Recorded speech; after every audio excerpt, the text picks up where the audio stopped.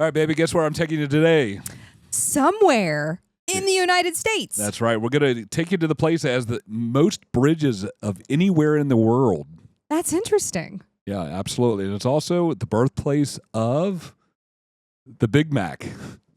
Like the Big Mac hamburger? Yeah, like the Big Mac. Yeah, like the Big Mac McDonald's hamburgers. That's what we're going to talk about today. Okay. Well, all right. So put your seatbelts on. Because here we go. This is RV Destinations Podcast. Hello, everybody. Welcome out to the RV Destinations Podcast. I'm Randy Beheimer here with my lovely wife, Caly Beheimer, and we are stationed here in Kentucky. Warsaw, Kentucky. Yes, we're in our home base. So we got some business got to take care of, but we're going to be hitting the road here in a couple weeks. Thank down to goodness. Louisiana and then on it, down into Florida and then on to the Keys, which I guess is Florida too. But how you doing today, babe?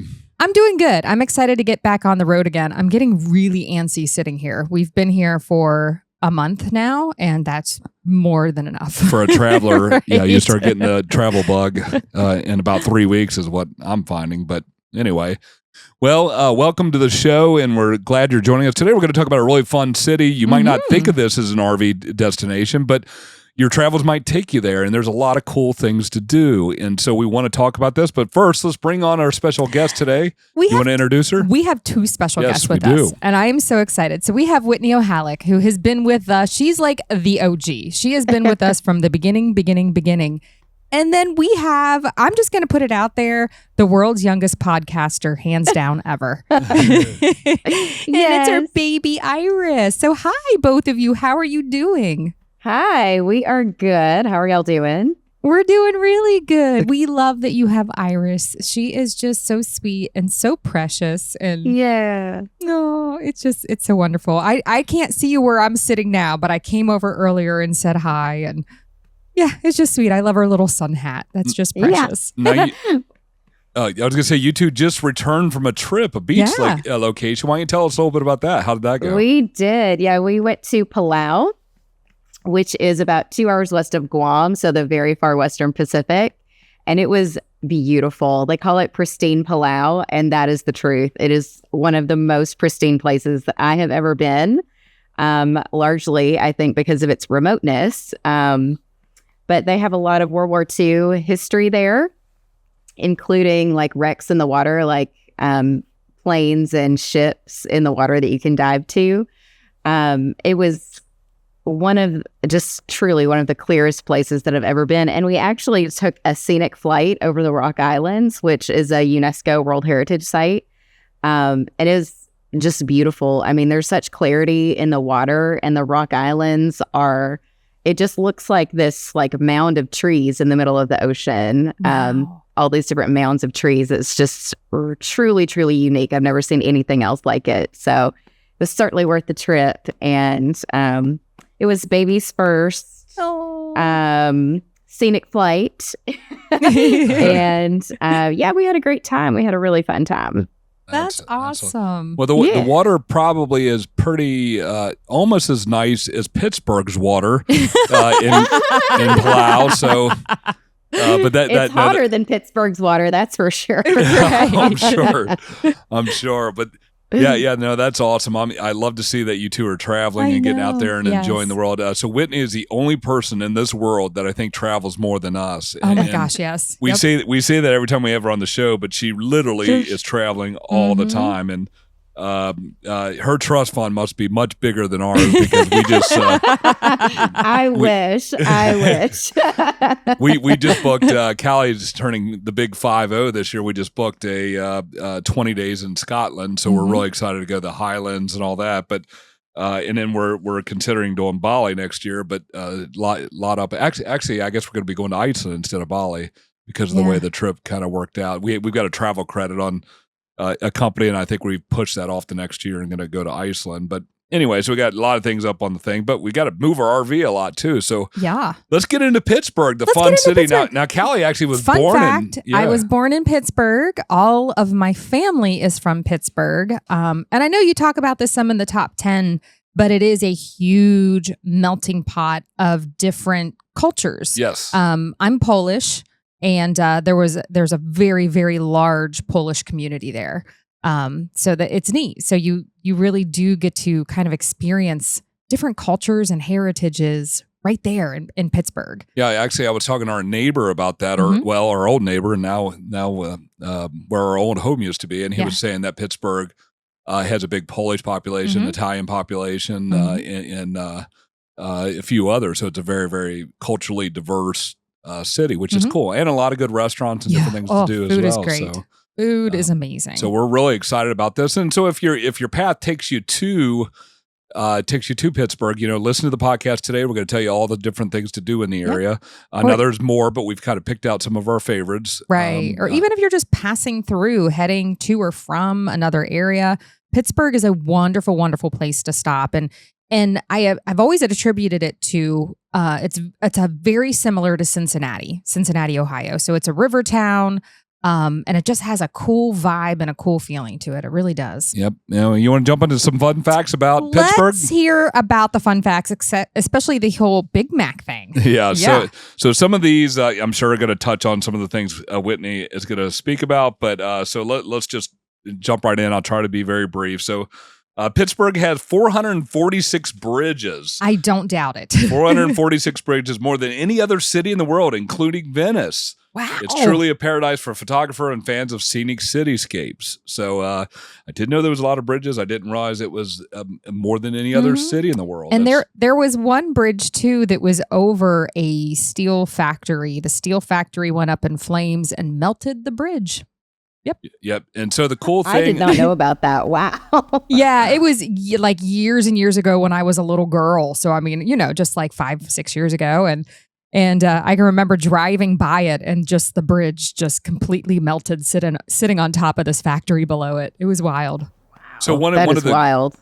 I mean, I'm hoping that either Caly or Whitney can help me with the pronunciation of this next one, because we all know how Randy pronunciates different names. But You're so good. one of the main things, one of the why Pittsburgh became such a big steel town, there's several reasons, but one of the main reasons is because all the rivers kind of flow through there. And Pittsburgh kind of sits uniquely located on the confluence of three different rivers: the Allegheny, the Ohio rivers, and then the Monongahela. So I was really, really close. You were so close. Monongahela. Okay. Well, you know what? Now that you say that, I look at it and it's like, well, that's exactly how it's spelled. So Monongahela. Monongahela. Yes. So all three of those come together. Monongahela. Right, making it a hub for boating, kayaking, riverside RV parks, and different things like that. So, and again, those rivers were very instrumental in the history of Pittsburgh with moving goods up and down the river. So, and this is one that nobody knew here, apparently, that's on the podcast. The birthplace of the Big Mac. Like the McDonald's Big Mac. The famous McDonald's Big Mac was invented in 1967 in nearby Uniontown, Pennsylvania, by local franchisee Jim Delagatti. Anyway, there's even a Big Mac museum in Pittsburgh that you can visit. Really? I had no idea. Yeah. I will have to find that on my next trip to Pittsburgh, because I did not know that at all. So this is... Maybe they make their tartar sauce special there, and their tartar sauce. Because isn't that what's on the Big Mac? Is it like a tartar sauce of some sort? I think it's like a tartar French mayo. French Thousand Island. I think it's a secret. I think nobody's allowed to really know. Very true. Probably true. Okay, home of the first commercial radio station. Pittsburgh's KDKA was the first commercial radio station in the U.S., launched on November 2nd, 1920. It helped put Pittsburgh on the map for mass communications.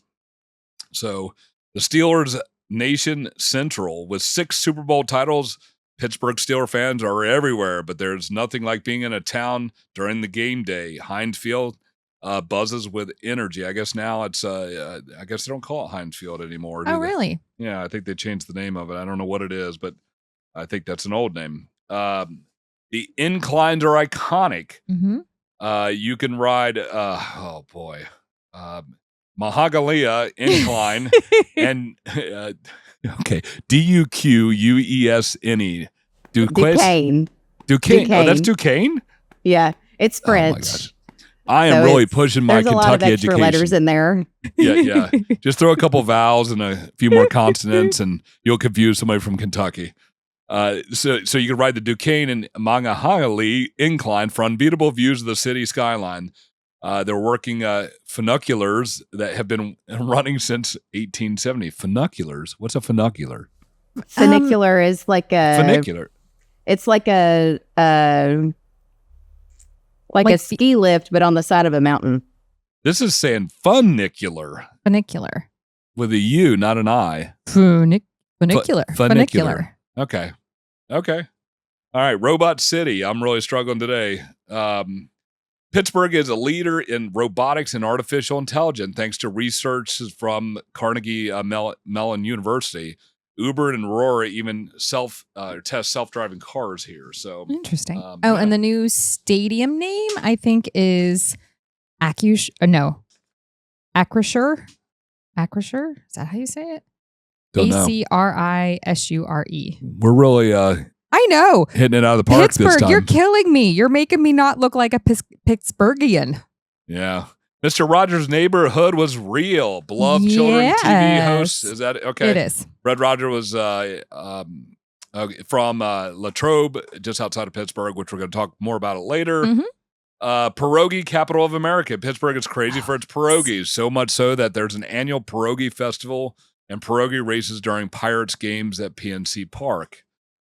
Steel legacy, modern vibes. Once a gritty steel town, Pittsburgh has transformed into a modern hub for tech, art, and green spaces, making it a surprisingly cool stop for RVers. It really is. I mean, growing up, it was a very grungy city, and I watched it over the years clean up and just the areas that they cleaned up along the river and made it into really cool kind of artsy communities with great restaurants and just a lot of culture and markets that would be set up in different little parks there. It was fun. Yep. It's a fun city. All right. So that's all my top 10s. You want to jump in? So we're going to try to keep this about 45 minutes today. We're going to try going a little longer. So we're trying to keep these a little bit shorter so we can keep everybody's attention during their drive to work. Absolutely. Yes. Because we're highly entertaining, first off. So I feel like if we do talk for an hour and a half, people will be like, wow, I didn't even realize that was an hour and a half. That was so fun. Yep. Right? That's right. Okay, good. All right. So number 10, find Mr. Rogers. Yes, Mr. Rogers is, his neighborhood is around the Pittsburgh area, or at least that's where it was based upon or based around. And then I understand, Whitney, that you can see part of the set that Mr. Roger used. That's somewhere that you can go and see in Pittsburgh, correct? Yeah, it's at the Heinz History Center. And they've got, the trolley set up and several of the puppets and things that you can see, which is super cool. Because as a kid watching Mr. Rogers every day, I thought that was amazing to realize that Mr. Rogers' neighborhood was a real neighborhood. Like it was Pittsburgh. And to be able to go and see those things in person was super fun as an adult who used to watch Mr. Rogers. We watched, Mr. Rogers was on at our house every single day. Every day. That same. and Sesame Street. He was creepy. He was not creepy. I'm just going to put it out there. He was creepy. No. Look back. There is nothing. Back when you were a kid, you didn't think it was creepy, but look at him now. Watch the episode now. No, but now you have to watch the movie. We're going to watch the movie because I heard it's absolutely incredible. The story of his life and why he did what he did. I don't remember anything, but he used to change his shoes when he would come in from the outside. And his sweater. Yeah. Oh, that's right. The sweater, too. So he had indoor shoes and outdoor shoes. He was very respectful. Yep. No, I loved Mr. Rogers. Mr. Rogers rocks. All right. So number 9, and this is going to be super easy to do, is go to a sporting event. And they have 3 major pro teams there. You've got the Pirates for baseball. You've got the Steelers for football and the Penguins for hockey, which is super fun. And then what is the little fun fact that you threw in there about the 3 teams and what they have in common? So my favorite fun fact about the Pittsburgh sports teams is that they all have the same team colors. They're all black and gold. Which is super handy. Then you don't have to go out and buy multiple colors and shirts. Yes. And also another fun fact, my high school was also black and gold. Oh, actually mine was too. Yeah, because we was it were really? Yeah, now that you're saying that, we were the Falcons and we were black and gold. Oh, look at that. Wow, we were the Owls and we were black and gold. The Owls. But when I started going to Pittsburgh to visit my husband's family, he was like, "Yeah, all the teams are black and gold," and I was like, "That is super smart for all of your teams in the same city to be the same colors." It is. And what's so comical is when I read this fun fact, it had never dawned on me. Again, I was born in Pittsburgh and never dawned on me that their 3 major sports teams all had the same colors until now. Yeah. I learned something new today. It is super smart. I appreciate it. They don't do that here in Cincinnati. They really don't. So did you get to go? Have you been to any of the games while you've been in town in Pittsburgh? I have actually not, and I can't believe it. I've been going to Pittsburgh for the last 12 years to visit my husband's family multiple times a year, and we've never been to a sporting event, so we'll have to fix that here soon. Absolutely. Yeah, well, don't feel bad because I've never been to one either. I've been near the stadium, the old Heinz Stadium, but never actually to a game. So don't feel bad. I mean, again, my whole family's there. I want to go to a Pirates game. I really like baseball, so I think I'm going to go to a Pirates game at some point.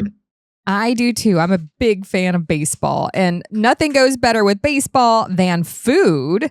And that's number 8. Eat a Primanti Brothers sandwich. Totally agree. Totally.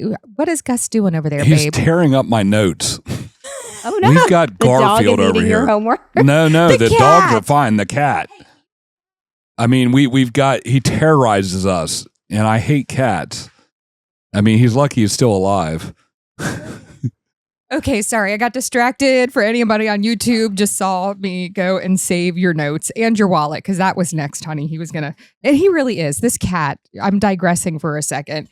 When he wants something, when he wants attention or feels like we're not looking at him the right way, he just goes on a rampage. So he sat over there first on the table, knocked off Randy's keys, and then he started chewing up all of Randy's work notes.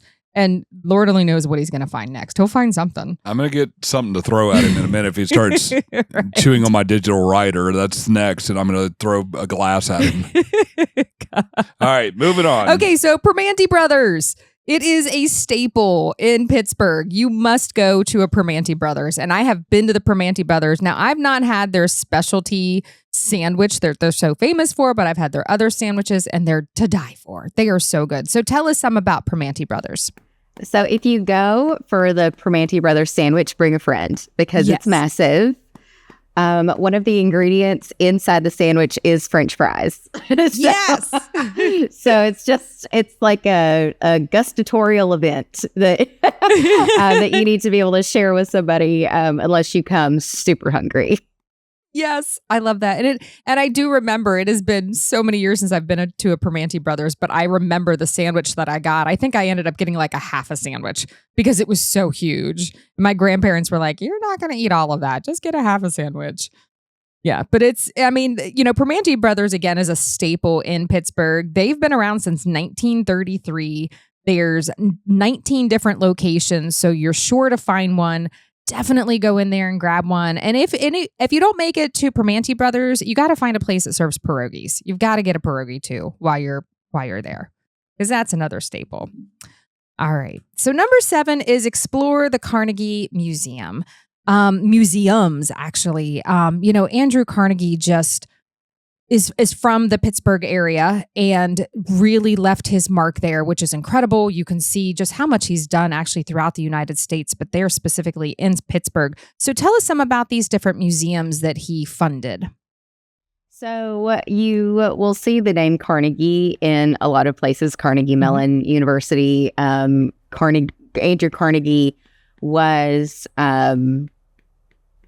huge in Pittsburgh. Yes. And so he founded these, I think it's 4 museums, if I'm remembering correctly. And so you've got the Carnegie Museum. I think in Pittsburgh, they call it Carnegie. Carnegie. I think it depends on who you talk to. There's also the Andy Warhol Museum. So if you are into art, those are the ones that you need to go to for that. The Carnegie Museum of Natural History is great, especially if you've got kids. Like this one here, if you can see on YouTube, she is finally snoozing. She thinks podcasting is a snooze. But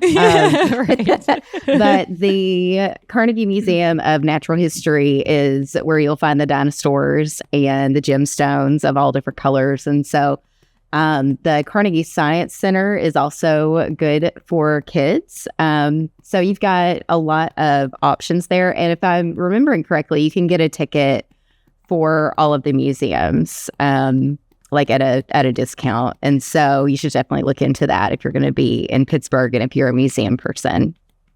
Yeah. So fun information on Andrew Carnegie. He was a Scottish American industrialist who led the expansion of the American steel industry in and around there in Pittsburgh. During his life, during his peak, he had a net worth of $310 billion. That's with a B dollars. So that was inflated for today's dollars, $310 billion.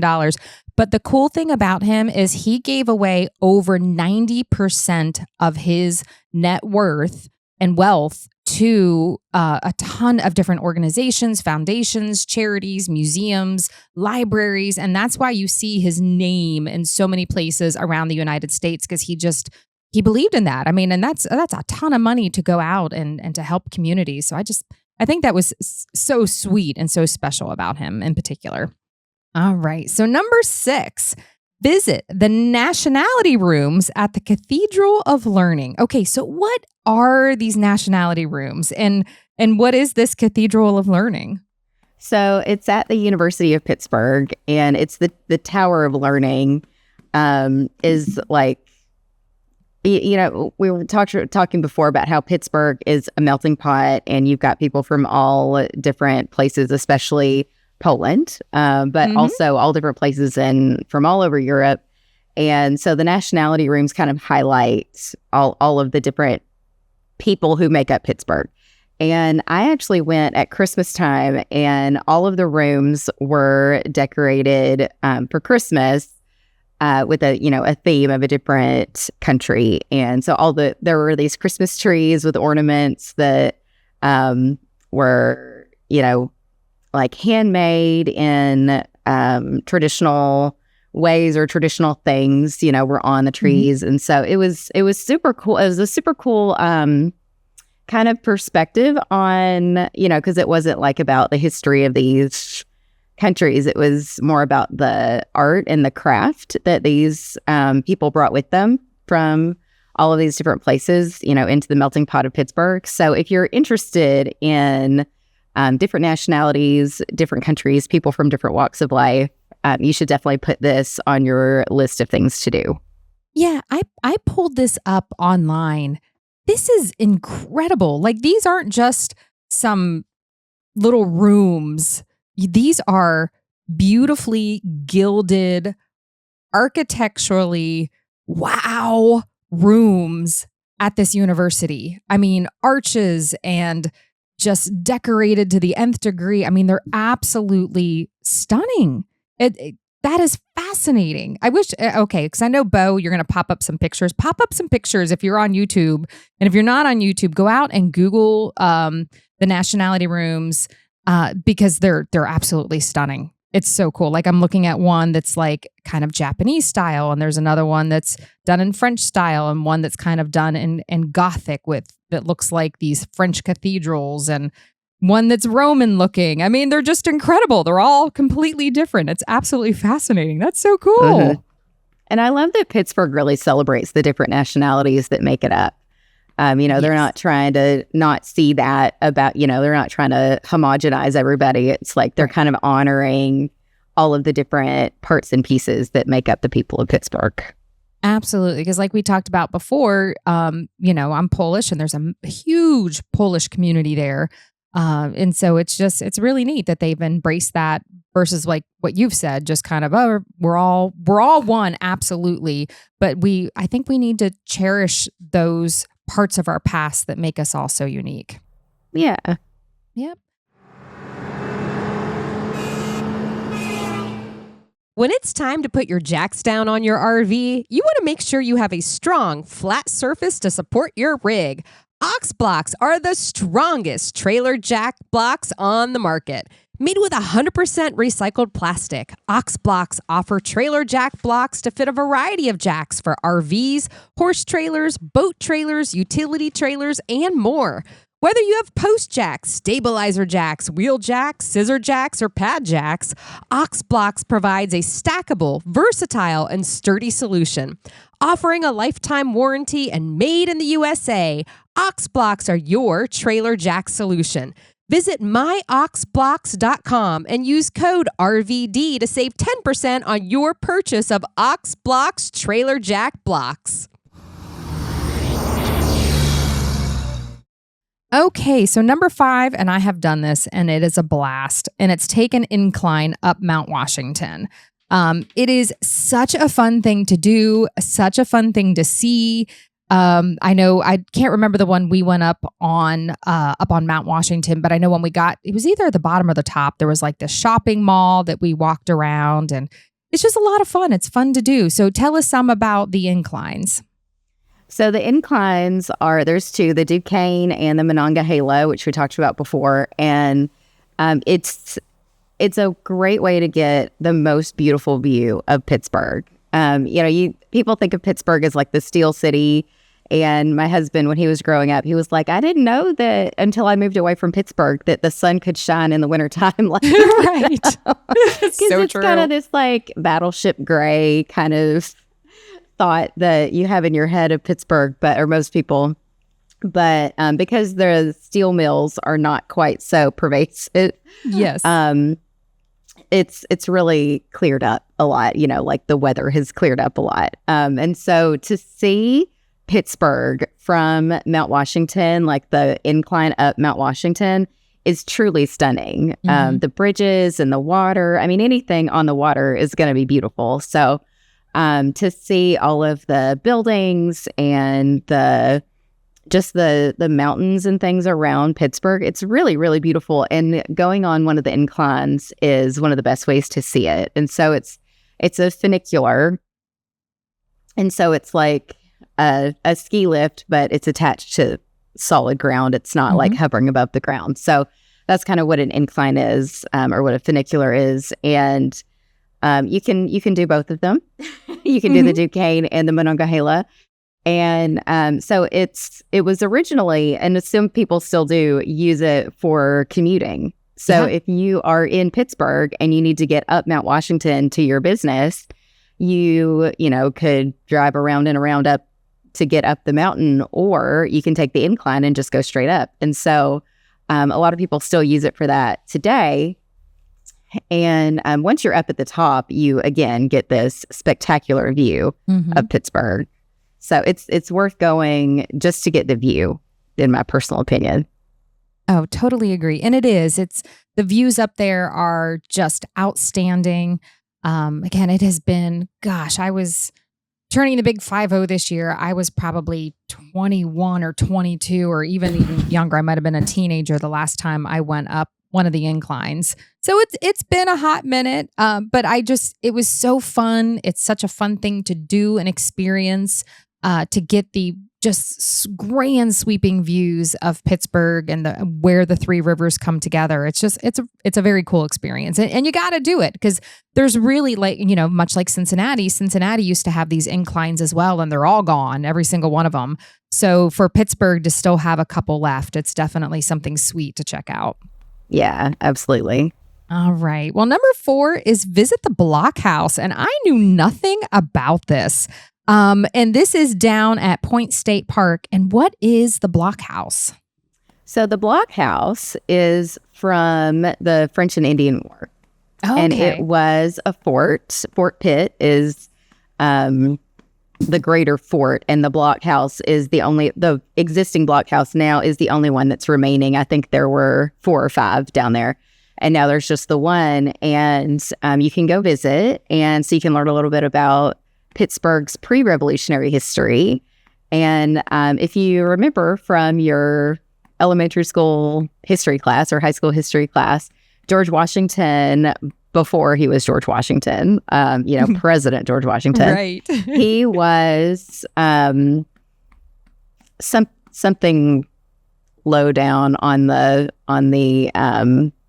in the military, not a general. I can't remember what he was, but he sort of got his military start with the revolution, not the revolution, the French and Indian War, and Pittsburgh played a huge role in that because Duquesne is a French name. There's a lot of French history there because this was part of the contested area that England wanted, but the French had. And so this was a kind of a major part of the French and Indian War. And so it's interesting to go and see how far back Pittsburgh's history goes. And it's largely because of the rivers, because that was your main way of getting around, because traveling by land was a lot harder than traveling by water in a lot of ways. But, you think of like the East Coast, New York, Philadelphia, Washington, D.C., Savannah, Charleston as the revolutionary cities, but really Pittsburgh had already been a city with major trading even before that. So it was interesting to me to be able to go there because I really didn't. You learn about the French and Indian War, you learn about the American Revolution, but until you go to one of those places that was a major factor in those wars, it's you sort of don't really connect it with reality until you're really in the place. And so I don't know if anybody else has that sensation, but going to a place that is historic and that it sort of connects the dots, if you will. So this was a cool place to go and connect the dots, because we think of Pittsburgh as the Steel City and sort of like a late 18 and early 1900s kind of a big city, but it's been around since the 17th century. There have been people there, doing trade with Native Americans and all for a really long time. And so the Block House really is a place that you can go and sort of learn more about that, and that kind of showcases a part of history that you don't necessarily associate with Pittsburgh if you've never been before. Yep, absolutely. And that's what's so cool. And I just had to Google it really quick. And Pittsburgh was officially founded November 26, 1758. 1758. Yeah, which is very interesting. But I think a lot of that is forgotten, that there is so much history before it was a steel city. I think everybody always just thinks of Pittsburgh as the steel city, but yeah, that's really fascinating. That's really cool. Yeah. And again, have been down to that area, never saw that, or it just never clicked what that was when if I did happen to see it. But very cool. Well, number 3 sounds super fun. Explore the Phipps Conservatory and Botanical Gardens. So is this located like in and around downtown Pittsburgh, or is it kind of sit on the outside of town? Yeah, I mean, it's a little bit on the outside of town. It's not like right downtown, but it's very close to everything and really beautiful. Again, you don't necessarily associate Pittsburgh all the time with beautiful gardens, but they do have them. That is so cool. And then you made a little note here. They have a little cafe there as well. Yep. Oh, nice. So you can kind of make a day of it and go check out all the different exhibits. And I understand the exhibits are kind of constantly changing. So even if you visit the city several times, you can still go and enjoy this because the exhibits are going to be different. Yeah, exactly. And let's see, I went at Christmas time several years ago with my husband and some of his childhood friends, and they were having a Chihuly exhibit. So Chihuly, which I did not know at the time, is this glass maker. And so there's these like beautiful glass sculptures. And so that was the exhibit that was there when I went, but they're changing all the time. And so they have really unique things like that.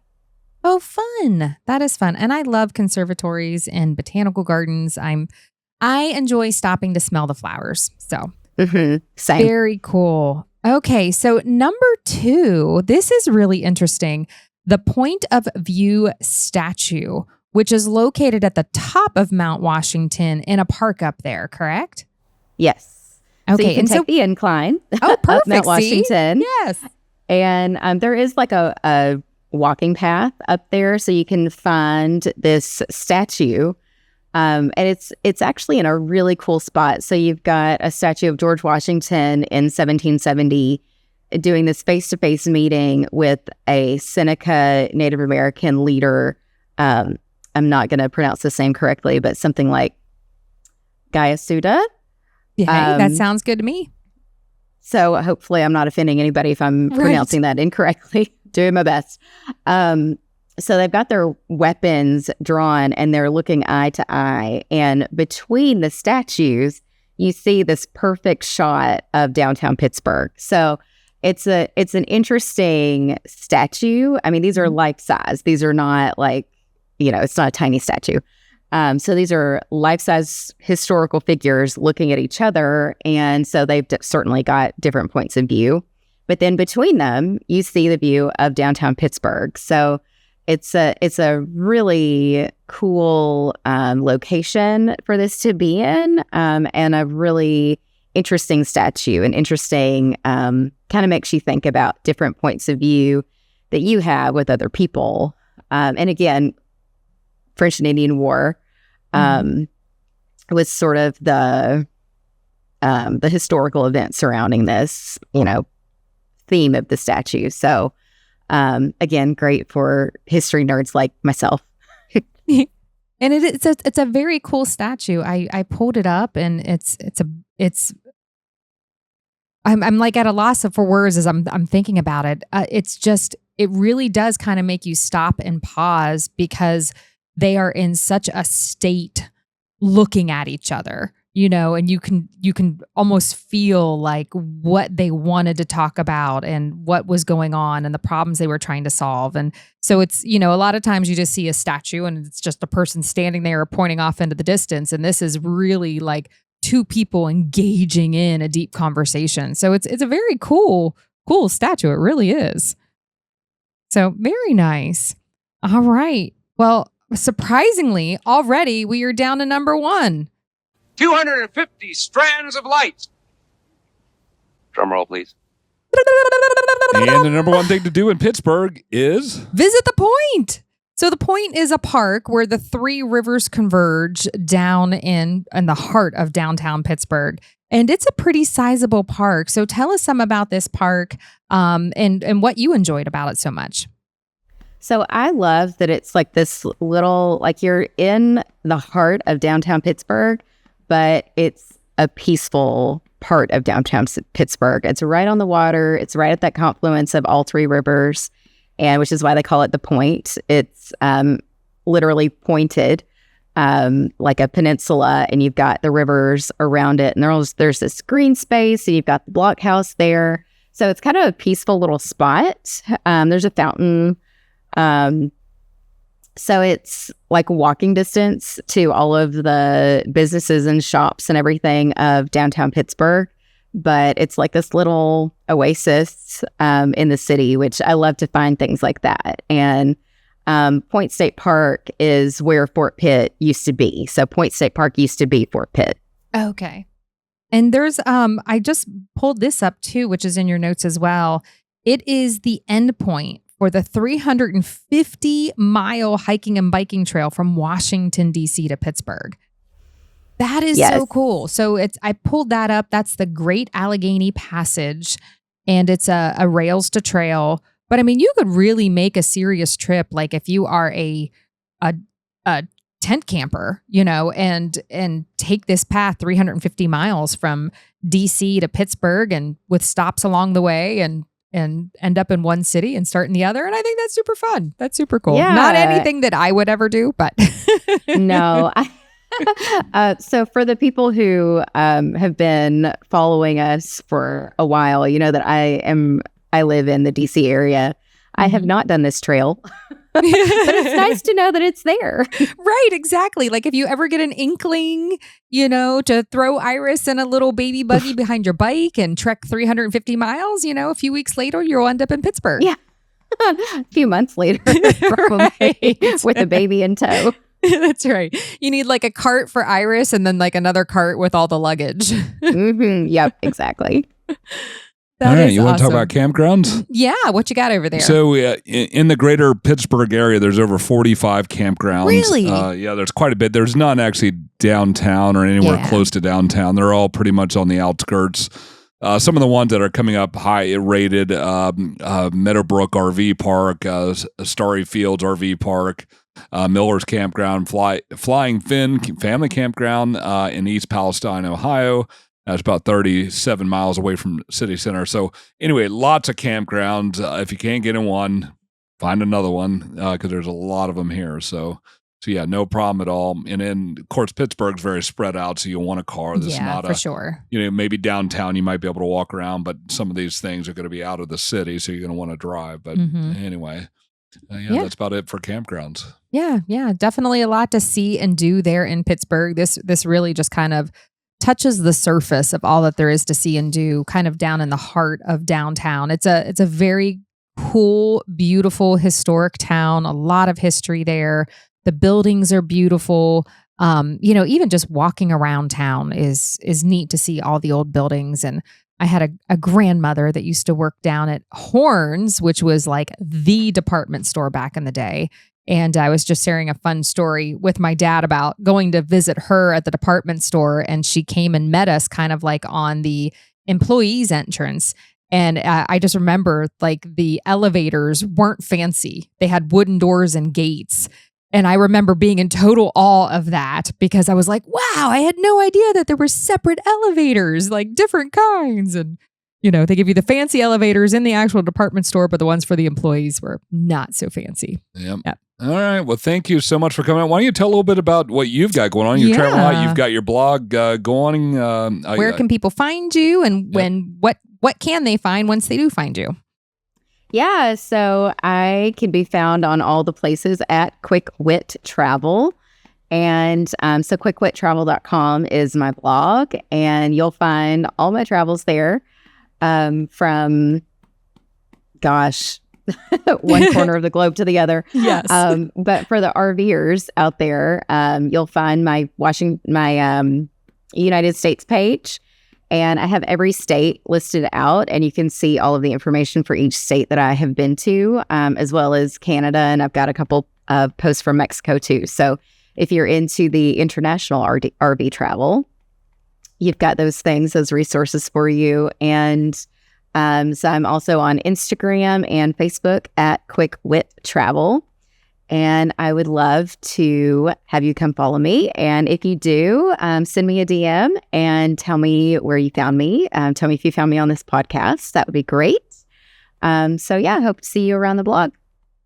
That's awesome. All right. Well, you want to take us out, babe? Yeah. Thank you so much, Whitney. Thank you for joining us today and bringing on your beautiful baby Iris and for the podcast Thanks for having us. Yes, absolutely. Anytime. And we want to thank all of you out there for joining us in here today. And you can find us wherever you listen to any of your podcasts. We're on all the platforms, as well as on YouTube. So you can always see our happy, shiny faces when you start missing us so much. Be sure to hit that subscribe button below so that you are always up to date on the latest information that we're putting out there, the latest videos. We are constantly giving you guys as much information as we possibly can. Check out our website. It is always growing. We're always adding information out there as well. That's free, FREE, free. And if you haven't yet, be sure to subscribe to our magazine. And if you use the code podcast20, podcast20 at checkout, you are going to save 20% off any of our subscriptions. So we just want to thank you all again for joining us here today. Be safe. Safe travels, y'all.